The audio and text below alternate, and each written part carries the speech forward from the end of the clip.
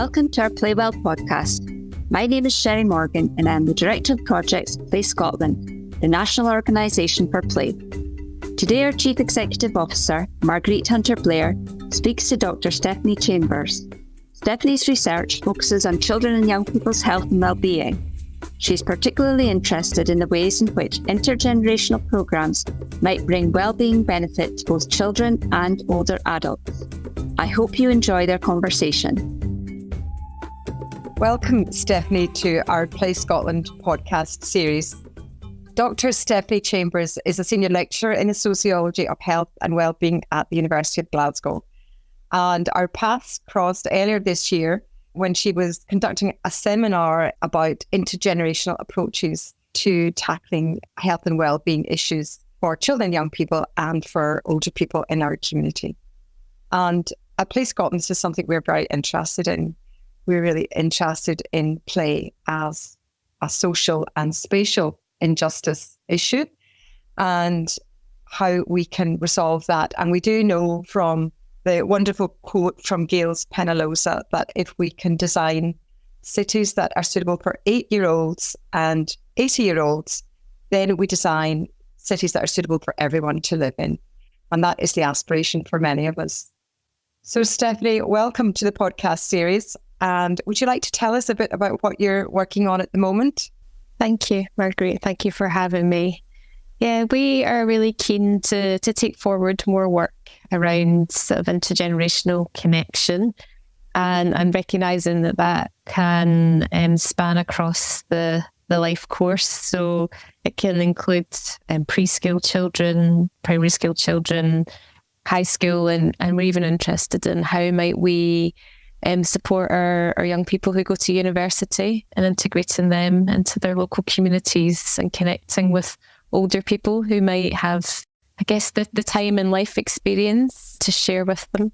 When you talk about health inequalities across the various age ranges, what are the main determinants, do you think, that drive the inequalities? And have you come across particular projects or programs that can actually address these effectively?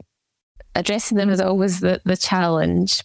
We know that it's all the interactions in our life that determine our health, and that starts from our family relationships, parents, grandparents, extended family, through to peer relationships, and then on to the community level, our institutions in the community, our schools, our healthcare facilities, our neighbourhoods. What are they like? Are they safe places where people can get out and about, enjoy green space? Are they able to connect with others in that community? Are there spaces where they can come together with others?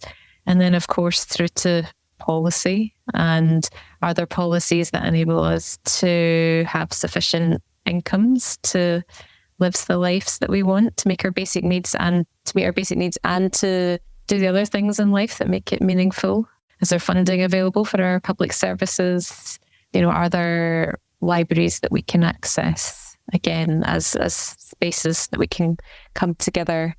And then on to the sort of very highest levels, our cultures and how do they promote our health and well-being? Are they conducive to helping us to live our lives in ways that we know will benefit our health, whether that's the foods that we tend to eat or the activities that we feel are appropriate for people at different life stages, and what becomes a kind of social norm around that.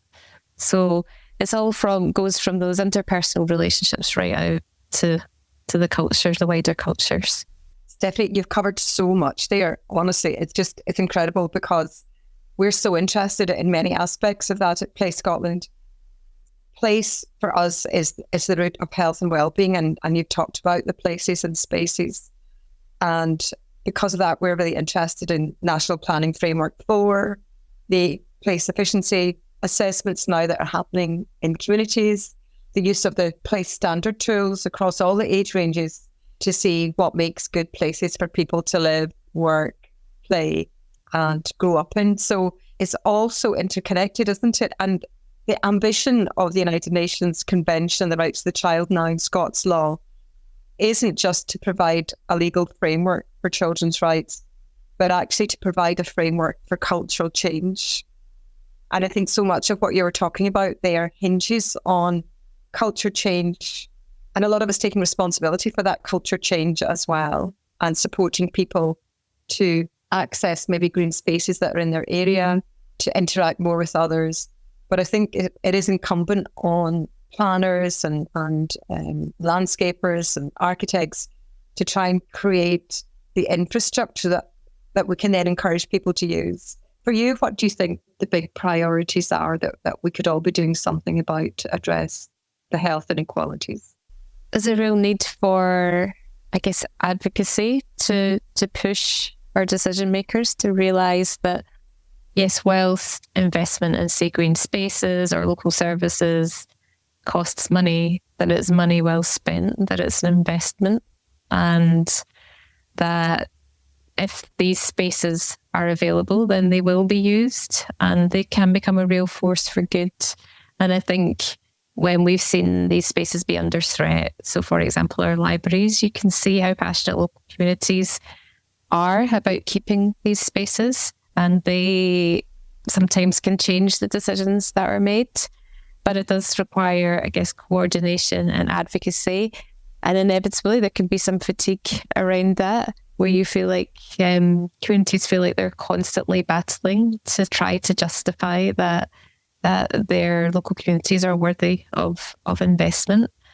But it's, when we're looking at health investments, we think very much about the longer term, and that is often beyond what politicians and decision makers are thinking about, because they tend to think about the 5 years that they're in power. But we know that if we do, for example, invest in early years, we know that that will pay off in the future in terms of the outcomes for our children and young people.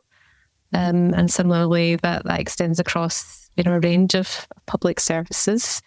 It's difficult for individuals to make that happen themselves. And in a lot of the teaching we do at universities, we highlight that when you focus on individual level, say behaviour change, it tends to widen inequalities, because it's those who were probably most likely to be okay in the first place who will take up the opportunity. So I do a lot of work around diet and health, for example. So we know that those who are more highly educated, who have more money, do have the resources to make changes in their life.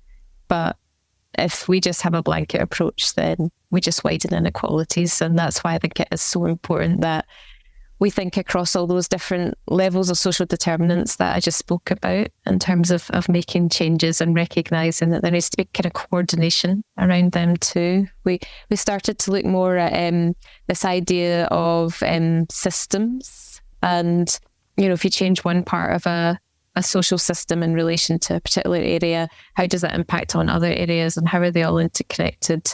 And can there be a coordinated effort around change? And I think it's so important, because we do now, I would suggest, in Scotland, have world-leading policy frameworks for placemaking in terms of the Town and Country Planning Act from 2019, the National Planning Framework for the UNCRC now, obviously, in Scots law. So we've got these, I feel like we've got the outside of the jigsaw in place. We've got a wide recognition across lots of different policy areas that place and placemaking is at the heart of wellbeing. And you talked about what constitutes a healthy community, everybody being able to participate and contribute, and at times agitate and lobby to either change or retain services. I think the challenge now is that we need to move into a different mode in Scotland in terms of implementation, using all the levers. I'm also thinking about the Community Empowerment Act as well, where community engagement is at the heart of all these policies, really, across the full age range. So really, if you were to try and give us some suggestions about how we use the levers that we've now got to make the change, is there any particular examples of good practice that you've come across that you might recommend on a wider scale?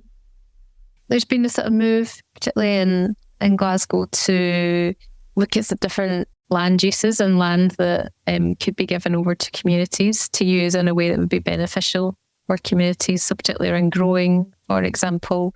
Very close to where I am at the moment is sort of Glasgow's only community woodland in Mallsmire, which was an area that traditionally it had been used for mining. And so there's lots of limitations on what that land can be used for because of that. So there's a large supermarket because it can be used for that, but you couldn't use it for housing, for example.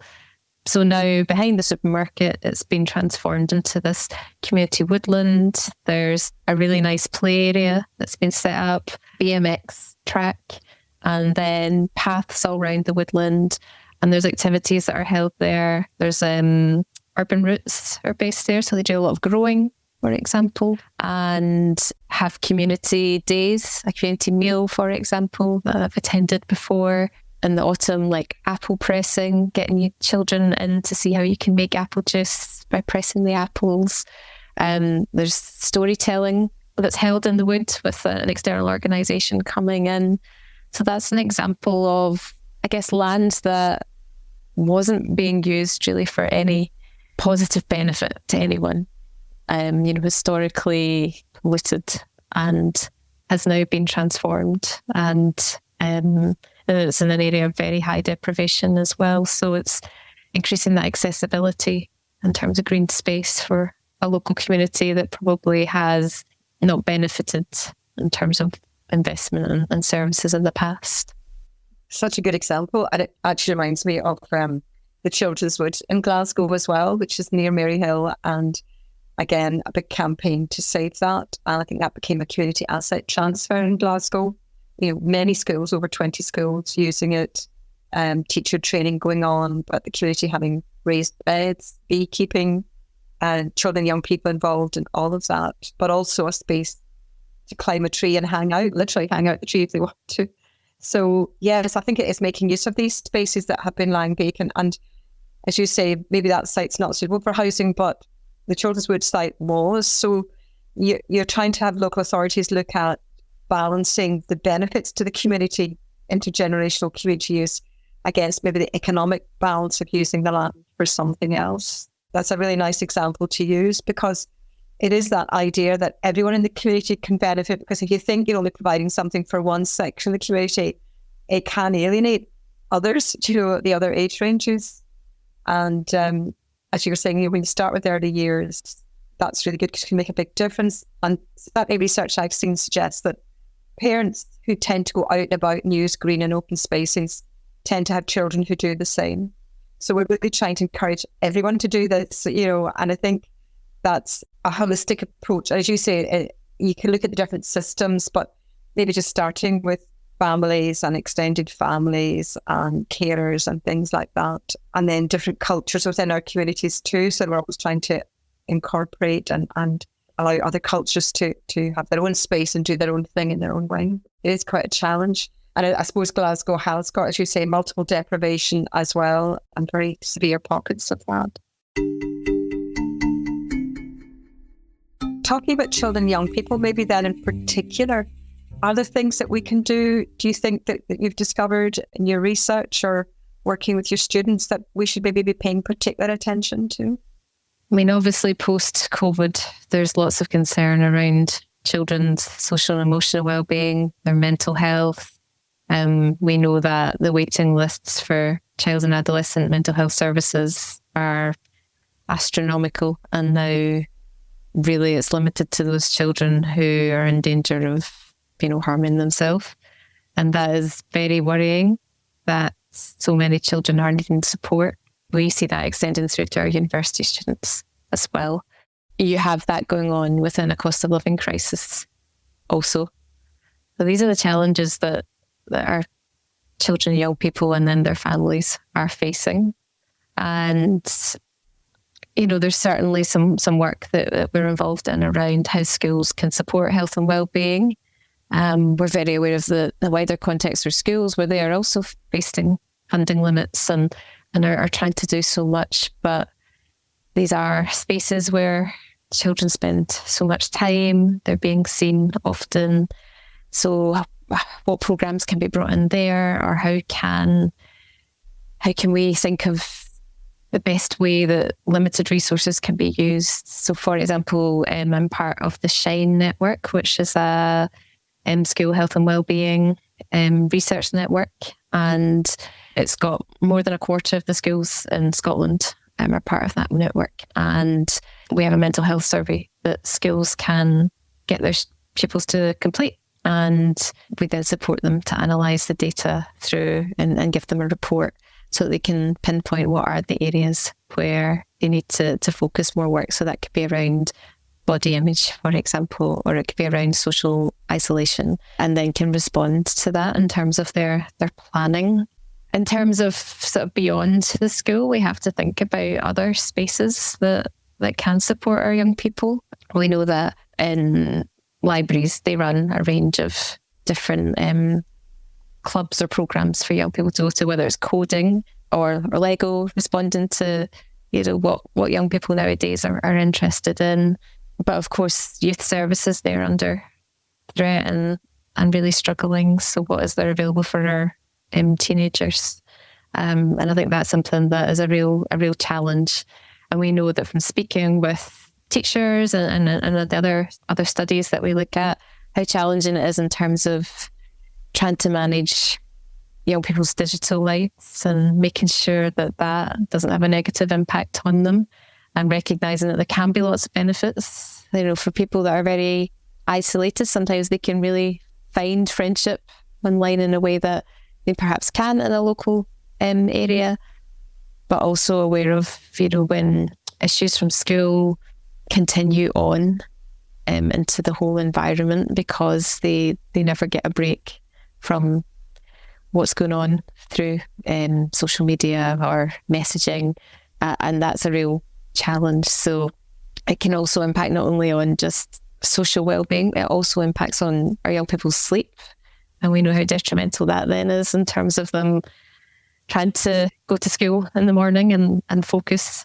So there's some work at the university going on around that as well, looking at kind of sleep intervention to try and benefit young people and get them to put down phones in the evening and turn to other activities. And these are perhaps opportunities then for families to think, can we come together and protect that time doing something that won't be detrimental to our young people? It's a massive challenge, isn't it? I mean, we hear a lot about it at the moment in the press, and the government now getting more powers to head teachers around phones. I'm just wondering about the older generational and intergenerational approaches, because for a lot of us of a certain age, this was not something that we grew up with, and some of our children missed out on this as well. So I do feel that some people don't really get the enormity of it. Is this a problem for older people? Do you think, are they addicted to technology and smartphones? Is it something you're aware of? It's not something that I've read a huge amount about. I'd say there's more focus on, are older people able to make use of digital technology in a way that can really benefit and enhance their lives? There's definitely been a discourse around post-COVID, for example, a move away from cash and moving to other sort of cashless systems. How does that impact older people? But also at times when you were having to show QR codes for having had a negative COVID test, and concerns here, and also where there was really big concerns, for example, was in China, where they were very, very strict about needing to show this. And we had a student from China who interviewed some older people about that. But I guess one of the things that came from that student's work was around, we have to be careful that we don't think of older people as just a homogenous group, and they don't know what they're doing with technology, and some will be very, very skilled and others won't be so skilled. So trying to accommodate that. And in terms of I guess intergenerational connection, there have been some really nice examples during the pandemic and beyond, and including at the University of Glasgow, of younger people trying to help older people in terms of developing their skills to use digital technology, particularly as a means for keeping in touch with people. And we know how devastating social isolation can be on older people. trying to increase their skills so that they can keep in touch with others. And when we think about that in terms of within families, for example, where grandparents are perhaps living far away from grandchildren, there's an opportunity there to come together and engage through sort of video technology and feel connected. And, there's some research that's been done on games that families could play that not only help foster that sense of connection, but could be helpful in terms of brain training and keeping older people's cognitive skills, improving them. So there are opportunities there. And we don't want to always say that like all digital interactions leads to negative outcomes, but it's, I guess, striking the balance there between when things start becoming detrimental. When you're talking, it was making me think of the original kind of pioneering early years educators that talk about the competent child, and that we've somehow moved to this paradigm where we observe the child as incompetent, that needs things done to them so they learn, whereas we know children's brains are developing and evolving all the time, that they are naturally creative every day. Every minute of every day is a learning opportunity for them. And I think that then transfers sometimes all over to the older community, as you were saying, that they are then seen in some ways incompetent as well. A homogenous group that is has, for some reason, despite the fact their brains are still developing and working, has suddenly become an incompetent group that needs things done to them. And I just feel this is a common thread that runs through both ends of our ageing spectrum. And I think it's just oversimplistic and it's unrealistic. And because of that, we almost create challenges that are not able to be met. But I do feel that there's so much value volunteering generally across all the age ranges. I'm thinking also about retired people as well. They have so many skills and so many competencies and abilities to offer to try and address some of the issues that we have talked about today in the community, whether it is engagement about saving services or lobbying for new services, or supporting families and children that are struggling for different reasons and maybe just needing more interpersonal social time with others. And not all families are lucky enough to have grandparents or parents, and I just feel that certainly when times can be quite economically stricken, communities can come together. I'm not saying they always do, but it can be a catalyst for change and for people coming together. And I think that's when it's helpful, when we've got the research to show what the problems are, and where we could probably maybe focus attention on those problems, how we can actually start to make things better. In terms of the seminar that you held earlier this year at Glasgow University, what were the highlights of that seminar on intergenerational work? We had some young people come along to talk about an intergenerational intervention and a school called Braehead Primary. And they are working with a care home and have been for a number of years now.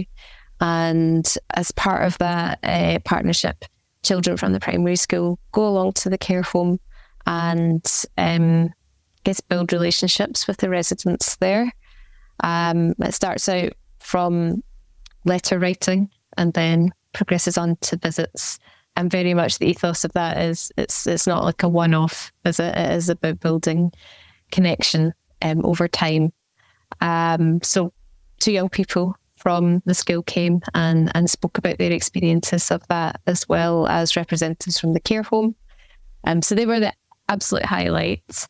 But we also had a presentation from the MCR Pathways, which is a mentoring programme where school pupils who have experienced a range of difficulties are mentored by community volunteers who tend to be obviously at least a generation older than them.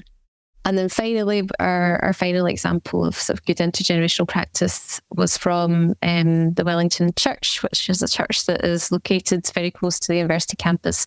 And they run an international club where they welcome anyone new to Glasgow. And all the volunteers there are retired people.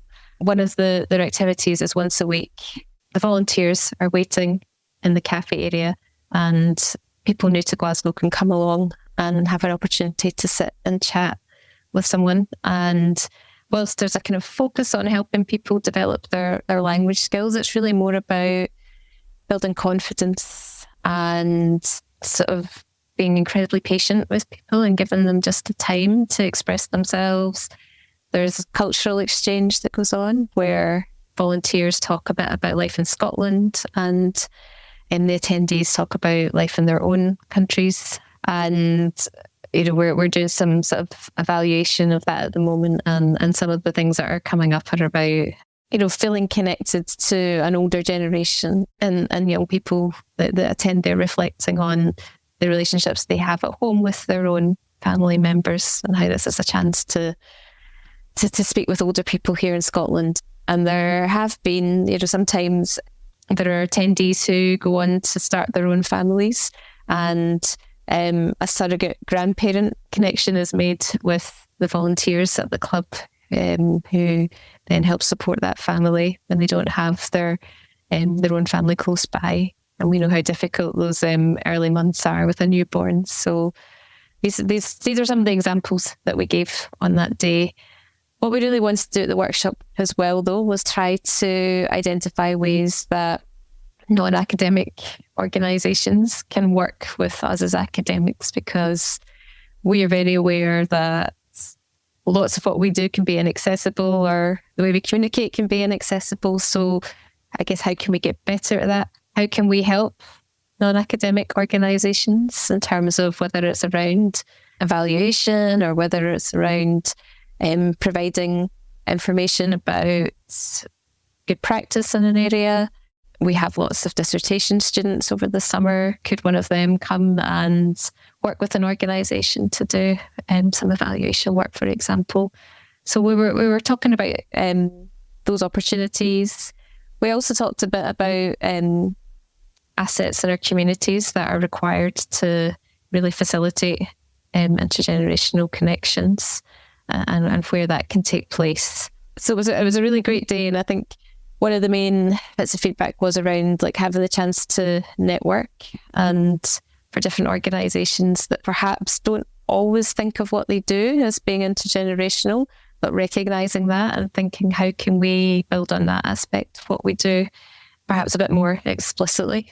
So interesting, Stephanie, it really is, and could apply across all our communities. I could see that working in other cities. I could see it working in rural communities as well. So Stephanie, we've had a great conversation, very wide-ranging, and covered a lot of issues. And I just wondered, not to catch it on the hop, but would you like to share with us your favourite play memory, and tell us where you played as a child? I think my memories of play as a child, I used to play with the boy next door, it was actually his grandmother that lived next door, and he spent lots of time at her house. So I have great memories of playing across the two gardens with him, and we would try to make it as hard as possible to get between the gardens. So we wouldn't just go in and out the gate, but climbing over the walls and up in the garage roof and things like that, climbing trees and in the gardens as well. So those are my kind of, I guess, enduring childhood memories, spending lots of time outside playing, coming in, hands covered in dirt, being told to get them cleaned for dinner. And the only rule really being I had to come in when the street lights came on, or I had to come into the garden at least when the street lights came on. So we had lots of long days of playing outside. That sounds lovely, and it's incredible how often the garage roof features in these conversations when you ask people about their favourite place to play. Not for anyone that's listening that we're encouraging jumping off and on grounds, just to be clear. So Stephanie, what would your thoughts then be around different generations playing together and intergenerational play? Have you had thoughts about that? I think that there's lots of opportunities there for, I guess, we know that within families that happens all the time, but perhaps for it to be valued a bit more for the benefits that it can bring. I see it with my own son and my mum and how they connect. And my mum came to live with us for a while during COVID, and my son's, he was only not even 2 yet. His language skills came on so much during that time because she would sing nursery rhymes to him and, spent a lot of time like chatting with him. And now one of the things they like to do together is they'll play mahjong on the tablet together. And so we know from other studies that have been done how much joy features and people talk about playing with their grandchildren, that there's a mutual joy that comes from it. But for grandparents, it's an opportunity to play in a different way than they maybe did with their own children. There's a bit more time and space and patience and understanding around what the benefits might be.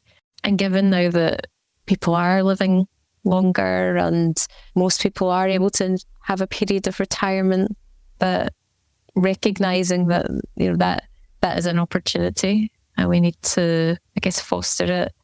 And whilst we might foster it at home or it might happen as part of, childcare, where are the other spaces that it could be encouraged? And, are our green spaces set up well to encourage that? So I was reading over a workshop study that had been done with older people, and one of the examples a grandfather gave was that they would love if there was sand play in a play park where there were different levels so that the older person could be at the higher up level and the young person lower down, and cooperatively working together.